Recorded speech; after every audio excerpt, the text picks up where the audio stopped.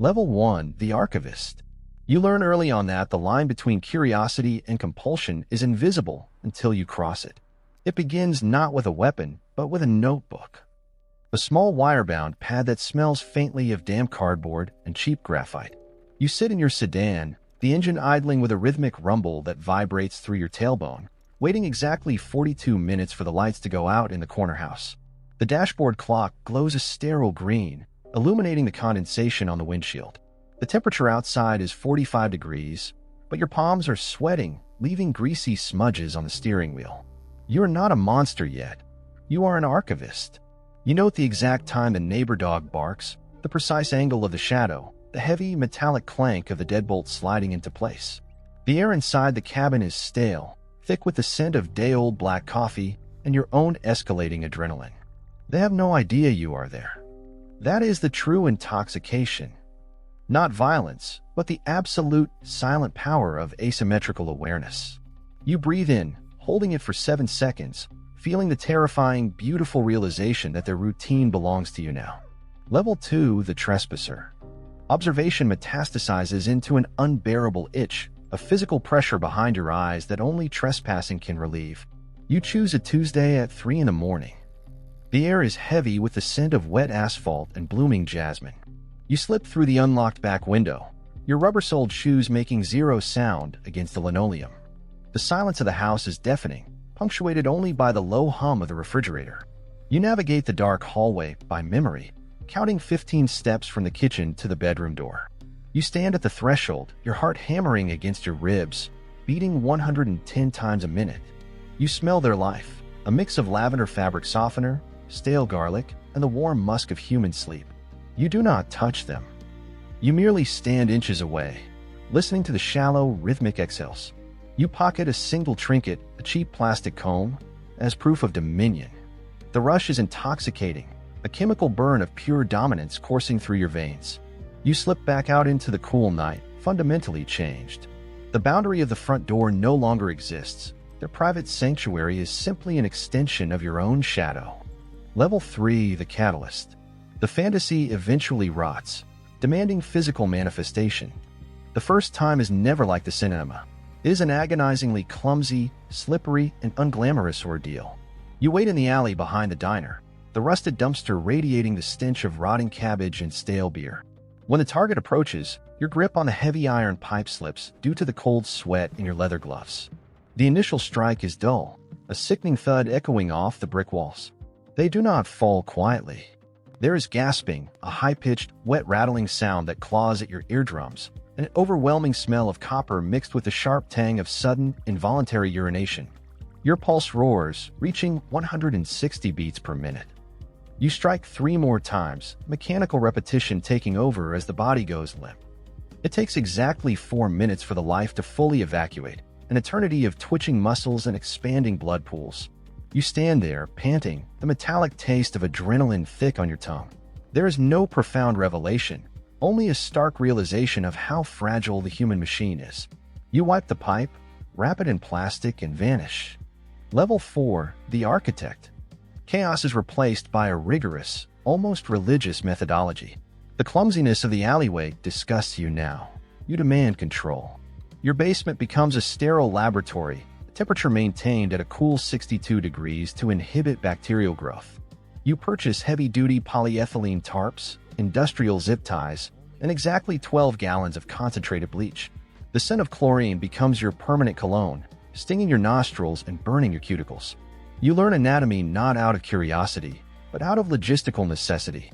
You discover that severing the carotid artery results in a pressure spray reaching 7 feet, so you adapt, opting for chemical subjugation instead.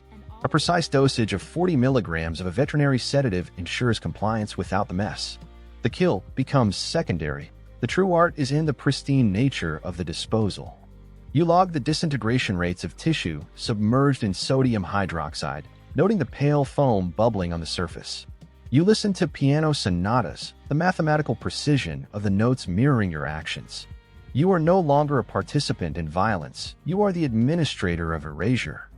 Level 5, the Curator. Efficiency inevitably breeds a deep, hollow boredom, leading you to seek permanence in an impermanent act. The memory fades too quickly, losing its sharp edges within 72 hours, so you begin to harvest anchors. It starts with identification cards, stacked neatly in a cedarwood box that smells of aged sap and brass polish. Then it escalates to more intimate artifacts: a silver locket, a heavy wristwatch, a lock of hair bound with red thread. You construct a hidden compartment behind the drywall of your closet, measuring exactly 24 by 16 inches. Inside, the darkness preserves your collection. You purchase a vintage instant camera, enjoying the heavy mechanical click of the shutter and the chemical scent of the developing fluid. The photographs capture clouded corneas and harsh, unforgiving flash photography. You spend hours sitting in the dim light of a single 40-watt bulb, running your fingertips over the cold metal of a stolen ring, letting the tactile sensation trigger the olfactory memory of the victim's panic. The world outside is oblivious, but inside this hidden sanctuary, you are a god surrounded by relics, drawing sustenance from stolen echoes. Level 6, the Phantom. Isolation morphs into a desperate hunger for an audience, an arrogant desire to force the world to acknowledge your genius. A masterpiece is worthless if it hangs in an empty gallery. You begin to toy with the authorities, leaving intentional, microscopic anomalies at the scenes. A single cigarette, but of a brand you never smoke. A knot tied in a specific nautical fashion. You pen your first letter to the press, using a cheap plastic stencil and royal blue ink that smells sharply of synthetic alcohol. You drop the envelope into a postal box exactly 3 blocks from the precinct, your heart beating a steady, confident 90 beats per minute.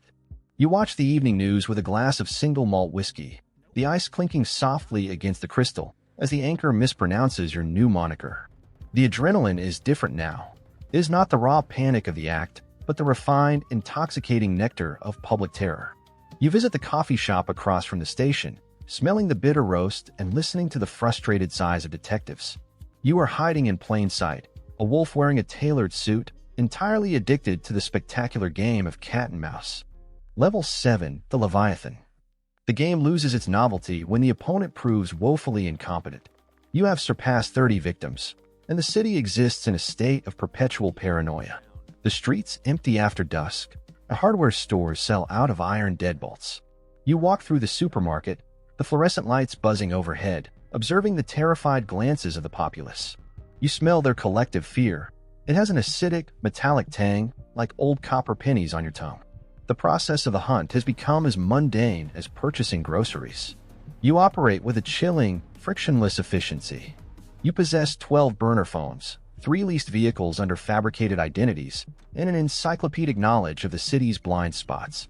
The thrill has dulled into a necessary biological maintenance, much like sleeping. You no longer stalk, you simply select.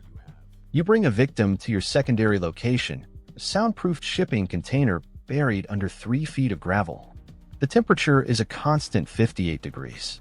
You look into their eyes and see only a reflection of your omnipotence. You are no longer a criminal. You are a naturally occurring disaster, a force of entropy. Level 8, the Ghost.